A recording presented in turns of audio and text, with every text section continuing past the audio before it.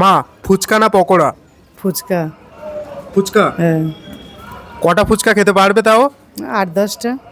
আর যদি আমি একটা ফুচকায় 10 টাকা দিই তাহলে কটা খেতে পারবে? 12-15টা। 12-15টা? হ্যাঁ।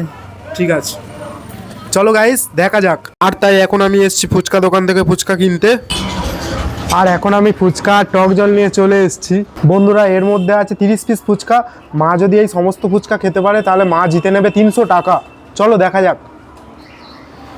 মা কিন্তু এখন ফুচকা খাওয়া শুরু করে দিয়েছে। এটা ফার্স্ট। একটা, দুটো, তিনটে, চারটে, পাঁচটা, ছটা,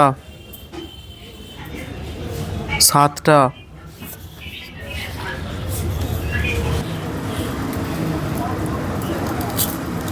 আটটা। কি হলো? কি আর হবে না? কেন? তাহলে বন্ধুরা, মা কিন্তু 8টায় পরাজিত হয়েছে। তার মানে মা জিতে গেল 80 টাকা। তাহলে বন্ধুরা, মা 8 পিস ফুচকা খেয়ে পেয়ে গেলেন 80 টাকা।